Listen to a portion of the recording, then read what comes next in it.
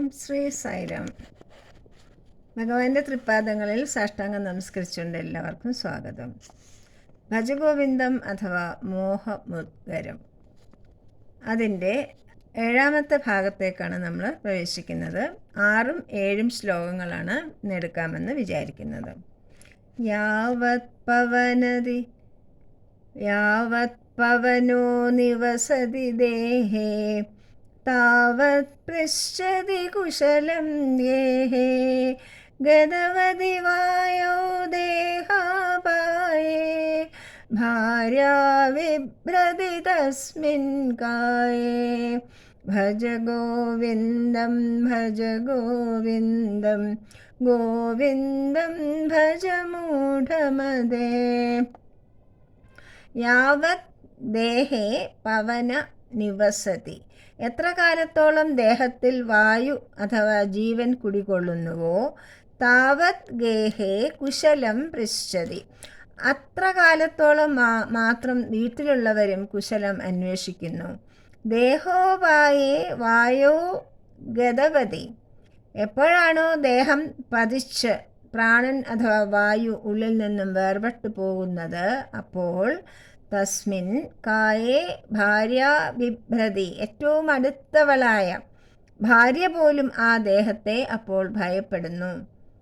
തുച്ഛ വിഷയങ്ങളുള്ള അന്ധമായ ആസക്തി വിടാതെ, വിഷയവിരക്തി വളർത്താതെ ഉന്നത ആദർശങ്ങളിലേക്ക് മനസ്സ് തിരിക്കുവാനോ തത്വാന്വേഷണം നടത്തുവാനോ സാധ്യമല്ല തന്നെ. അതിനെക്കുറിച്ചാണ് ആചാര്യസ്വാമികൾ നമ്മളെ ഇവിടെ ഓർമ്മിപ്പിക്കുന്നത്. അനാരോഗ്യകരമായ ബഹിർമുഖത്വം, അതിൽ നിന്നും സാധകനെ പിന്തിരിപ്പിക്കുന്നതോടൊപ്പം ലോക സേവനാപരമായ ജീവിതം നയിക്കുവാനും ആരോഗ്യകരമായ അന്തർമുഖത്വം വളർത്തുവാനും ആചാര്യസ്വാമികൾ നമ്മളോട് നിർദ്ദേശിക്കുന്നു. ജീവിതം കൊണ്ട് മുഴുവനും ദേഹോപാസനയ്ക്ക് മാത്രമായി വിനിയോഗിക്കുക, എത്രയും വിപുലമായ രീതിയിൽ ദേഹത്തെ ആരാധിക്കുവാൻ ആവുന്നത്ര ധനം സമ്പാദിക്കുക, ഈയൊരു നിരർത്ഥകമായ മഹായജ്ഞത്തിലാണ് ഇന്ന് മാനവരാശി മുഴുവൻ മുഴുകിയിരിക്കുന്നത്. എത്ര പരിതാപകരമായ ബുദ്ധിശൂന്യതയാണത്. ദേഹം എന്നും ഒരുപോലെ നിലനിൽക്കുമോ? ഇന്നത്തെ യൗവനവും താരുണ്യവും ഒന്നും നാളേക്ക് നിലനിൽക്കില്ല. വാർദ്ധവവും വൈകൃതവും അതിനെ പിടികൂടാതിരിക്കില്ല. ദേഹത്തിൻ്റെ ആവശ്യങ്ങൾ നിറവേറ്റുവാൻ, അതിന് പരിചരണം നൽകുവാൻ, ആഹാരവും വസ്ത്രവും പാർപ്പിടവും മറ്റും നൽകി സംരക്ഷിക്കുവാൻ തീർച്ചയായും കഠിനാധ്വാനം ചെയ്യണം. ഇവയൊക്കെ ജീവിതത്തിൽ ആവശ്യങ്ങൾ തന്നെയാണ്. എങ്കിലും ജീവിതകാലം മുഴുവനും പ്രസ്തുത കാര്യങ്ങൾക്ക് വേണ്ടി മാത്രം വിനിയോഗിക്കുകയാണെങ്കിൽ അത് മഹാനഷ്ടമാണ്, അക്ഷന്തിവമായ അപരാധവും ആണ്. മനുഷ്യനായി ജനിച്ചതിന്, മനുഷ്യത്തിന് ഭഗവാൻ മനുഷ്യനായി ജനിപ്പിച്ചതിന് നൽകിയ അവഹേളനം കൂടിയാണ് അത് എന്നാണ് ആചാര്യസ്വാമികൾ നമ്മളെ ഓർമ്മിപ്പിക്കുന്നത്. അധികം താമസിയാതെ ജരാനരകൾ ബാധിച്ച് ജീർണിച്ച് ഒന്നിനും കൊള്ളാതായി വീണ മണ്ണടിയുന്ന ശരീരമാണ് അല്ലെങ്കിൽ ദേഹമാണ് ഈ നമ്മൾ വഹിച്ചുകൊണ്ട് നടക്കുന്നതെന്ന് ഓർമ്മിക്കുക.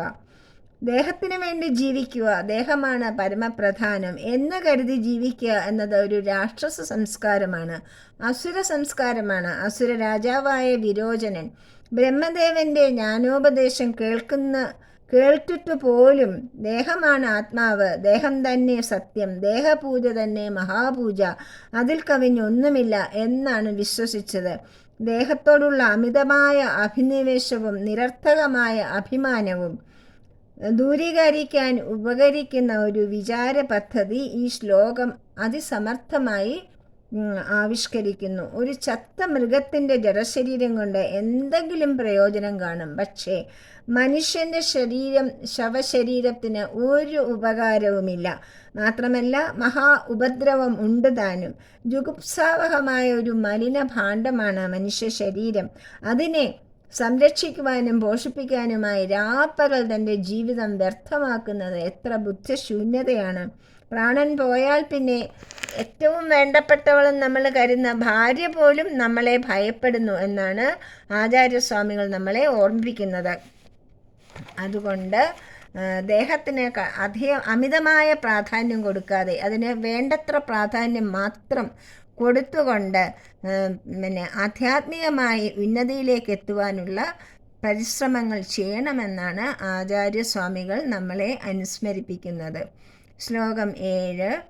ബാലസ്താവത് ക്രീഡാസക്തഃ തരുണസ്താവത് തരുണീരക്തഃ വൃദ്ധസ്താവത് ചിന്താമഗ്നഃ പരമേ ബ്രഹ്മണി ഗോപിനലഗ്നഃ. ബാലസ്താവത്, ബാല്യത്തിൽ ക്രീഡ, കളികളിൽ ഏർപ്പെടാനാണ് ബാലകർക്ക് ഏറ്റവും ഇഷ്ടം, അല്ലേ? അതുപോലെ തന്നെ താരുണ്യം സമയത്ത്, യൗവനാവസ്ഥയിൽ തരുണികൾക്ക് പിന്നാലെ പായുവാൻ, അതാണ് ആസക്തി, സക്തി, ഇഷ്ടം, അതൊക്കെയാണ് ഉണ്ടാവുക. അനുരാഗം, താല്പര്യം എന്നൊക്കെയാണ് യൗവന ദശയിൽ നമ്മൾ അനുഭവിക്കുന്നത്. അതേസമയത്ത് വൃദ്ധാവസ്ഥയിലോ ചിന്താമഗ്നരായിത്തീരും. എല്ലാവരും തന്നെയും കഴിഞ്ഞു പോയ കാലത്തെ ഓർത്തിട്ട് ദുഃഖിക്കുക. അത് ചെയ്യാമായിരുന്നു, ഇങ്ങനെ ചെയ്യാമായിരുന്നു, അങ്ങനെ ചെയ്യാമായിരുന്നു, ഇങ്ങനെ ചെയ്യാൻ പാടില്ലായിരുന്നു എന്നൊക്കെ ഓർത്ത് ദുഃഖിക്കുക. ഇങ്ങനെ ക്രീഡയിലും രാഗത്തിലും അനുരാഗത്തിലും ചിന്തയിലും മറ്റും നമ്മുടെ സമയം മുഴുവൻ നമ്മൾ വേസ്റ്റാക്കുന്നു. അതേ സമയത്ത് പരബ്രഹ്മനിൽ, പരമേ ബ്രഹ്മനിൽ, ഈശ്വരനിൽ ഒരാൾക്കും ഒരു സ്മരണയും ഉണ്ടാകുന്നില്ല എന്ന പരമാർത്ഥമാണ് ആചാര്യസ്വാമികൾ ഇവിടെ നമ്മളെ ഓർമ്മിപ്പിക്കുന്നത്. ബാല്യകാലത്ത് കുട്ടികൾ കളികളിൽ തന്നെ മുഴുകിയിരിക്കുന്നു. യുവാവാകുമ്പോൾ യുവതികളിൽ അനുരക്തനായി കഴിയുന്നു. വാർദ്ധക്യകാലത്തിലാകട്ടെ ആകുല ചിന്തകളിൽ ആമഗ്നനായി കഴിയുന്നു. പരബ്രഹ്മത്തിൽ ലീനരായിരിക്കുവാൻ തോന്നാത്തത് വലിയ കഷ്ടം തന്നെയാണ്. ഈശ്വരനിൽ വിശ്വസിക്കുന്നത് ബലഹീനതയായി കാണുന്ന ഒരു കാലമാണിത്. കാണാൻ കഴിയാത്ത ഈശ്വരനെ എങ്ങനെ വിശ്വസിക്കും എന്ന് ചോദിച്ചാൽ അനുഭവം കൊണ്ട് വിശ്വസിക്കണം എന്നാണ് ഉത്തരം. നമുക്ക് ദൃഷ്ടിഗോചരമല്ലാത്ത വായു ഉണ്ടെന്ന് നാം വിശ്വസിക്കുന്നത് എങ്ങനെയാണ്? അത് പ്രാണവായുവായും കാറ്റായും നാം അനുഭവിക്കുന്നത് കൊണ്ടല്ലേ. ഈശ്വരവിശ്വാസമാണ് ആത്മവിശ്വാസമായി നാം അനുഭവിക്കുന്നത്. അത് വളർത്തിയെടുക്കുവാൻ ആന്തരികവും ബാഹ്യവുമായ പരിശുദ്ധി, സഹിക്കാനും ക്ഷമിക്കാനുമുള്ള കഴിവ്, സ്ഥിരോത്സാഹം എന്നീ സൽഗുണങ്ങൾ നാം വളർത്തിയെടുക്കണം. മനുഷ്യ ജീവിതത്തിൻ്റെ 3 അവസ്ഥകളിൽ സാധാരണയായി മനുഷ്യൻ എങ്ങനെ ജീവിക്കുന്നു എന്നാണ് ആചാര്യസ്വാമികൾ ഈ പദ്യത്തിൽ പറയുന്നത്. കളി, കാമം, കഥനം എന്നീ 3 അനുഭവങ്ങളിലൂടെ നാം കടന്നു പോകുന്നു. ബഹിർമുഖത്വം എല്ലാ ജീവികളുടെയും സഹജമായ സ്വഭാവമാണ്. മനുഷ്യനെ അതിൽ നിന്നും വ്യതിരിക്തനാക്കുന്നത് വിവേകവും വിവേചന ശക്തിയുമാണ്. തനിക്ക് വേണ്ടത് എന്താണെന്ന് തിരഞ്ഞെടുക്കുവാനുള്ള ശക്തി നൽകപ്പെട്ടിരിക്കുന്നതിനാൽ നാം പരമവും ഉത്കൃഷ്ടവുമായ പദവിയിലേക്ക് ഉയരുവാനുള്ള ശ്രമങ്ങൾ ചെയ്യണം. ഇന്ദ്രിയങ്ങൾ എല്ലാം ബാഹ്യോന്മുഖമായതിനാൽ ബാഹ്യലോകത്തിലെ വിഷയജീവിതം നയിക്കുവാനുള്ള അഭിരുചി മനുഷ്യന് സഹജമാണ്. ഒരു വിവേകശാലി മാത്രമേ അമൃതസ്വരൂപമായ പരമപദവി ലക്ഷ്യമാക്കിക്കൊണ്ട് ഇന്ദ്രിയങ്ങളെ സംയമനം ചെയ്ത് അന്തർമുഖമാക്കി അന്തരാത്മാവിനെ ദർശിക്കുമെന്ന് ശ്രുതി അല്ലെങ്കിൽ വേദം ഉദ്ഘോഷിക്കുന്നു. ഈശ്വരനിൽ രാഗം വളരണമെങ്കിൽ വിഷയങ്ങളിൽ രാഗം ഇല്ലാതെയാകണം. മനസ്സിനെ ഈശ്വരൻ്റെ നേരെ തിരിക്കുക.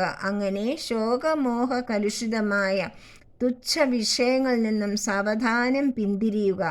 ഈശ്വരന് നേരെ മനസ്സ് തിരിയണമെങ്കിൽ ഈശ്വരനിൽ പ്രേമമുണ്ടാകണം. അതായത് ഈശ്വര ഭക്തി വളർത്തിക്കൊണ്ട് വിരക്തി കൈവരിക്കാമെന്ന് അർത്ഥം എന്നാണ് ചിന്മയാനന്ദ സ്വാമികൾ നമ്മളോട് പറയുന്നത്.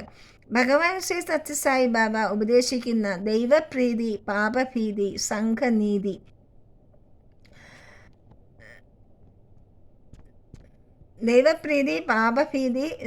സംഘനീതി എന്നിവ എങ്ങനെ നേടുവാനാകും? നമുക്ക് സമാധാനം, സംതൃപ്തി, സന്തോഷം എന്നിവ നേടണമെങ്കിൽ ദൈവപ്രീതിയും പാപഭീതിയും സംഘനീതിയും നാം പരിശീലിക്കേണ്ടത് അത്യാവശ്യമാണ്. ഈശ്വരനോടുള്ള പ്രേമം നമ്മെ പാപം ചെയ്യുന്നതിൽ ഭീതിയുള്ളവരാക്കുന്നു. അത് തൻ്റെ ഇഷ്ടദേവന് അഹിതമായി അധർമ്മ മാർഗത്തിൽ ചരിക്കുന്നതിൽ നിന്നും നമ്മെ പിന്തിരിപ്പിക്കുന്നു. ഈശ്വരപ്രീതി എന്നാൽ ഈശ്വരന് ഹിതമായവ ചെയ്യുന്നതിന് നമുക്ക് പ്രേരണ നൽകുന്നു. എല്ലാ ജീവജാലങ്ങളിലും കുടികൊള്ളുന്നത് ഒരേ ഒരു ചൈതന്യമാണെന്ന അവബോധം നമ്മെ സേവനത്തിൻ്റെ പന്ഥാവിലേക്ക് നയിക്കുന്നു. മാനവസേവ തന്നെയാണ് മാധവസേവ എന്ന തിരിച്ചറിവ് നമ്മളെ വളർത്തി വലുതാക്കിയ സമൂഹത്തിന് സേവനം ചെയ്യുവാൻ നമ്മെ പ്രേരിപ്പിക്കുന്നു. കൃതജ്ഞത പ്രകടിപ്പിക്കുന്ന ഈ സേവനം തന്നെയാണ് സംഘനീതി എന്നതുകൊണ്ട് അർത്ഥമാക്കുന്നത്. അതിനാൽ കാമത്തിലും കളികളിലും കഥനത്തിലും മുഴുകാതെ ജീവിതത്തിനെ അർത്ഥവത്താക്കുന്നതിനായിട്ട് നേരത്തെ തന്നെ ആധ്യാത്മികമായ കാര്യങ്ങളിൽ കൂടി ശ്രദ്ധ പതിപ്പിക്കണം എന്നാണ് ഈ ശ്ലോകം നമ്മളെ അനുസ്മരിപ്പിക്കുന്നത്. എത്ര വേണ്ടപ്പെട്ടവർ പോലും നമ്മൾ ജരാനര ബാധിച്ച് കൊള്ളരുതാത്തവരായാൽ നമ്മൾ മരിച്ചു കഴിഞ്ഞാൽ ആർക്കും നമ്മളെ വേണ്ട. അതുകൊണ്ട് ഈ അവസ്ഥകളിലെല്ലാം തന്നെ നമ്മൾ ഈശ്വര ചിന്തനം കൂടി വളർത്തിയെടുക്കുവാൻ ശ്രമിക്കണം എന്നാണ് ആചാര്യസ്വാമികൾ നമ്മളെ ഇവിടെ ഓർമ്മിപ്പിക്കുന്നത്. സായിരാം.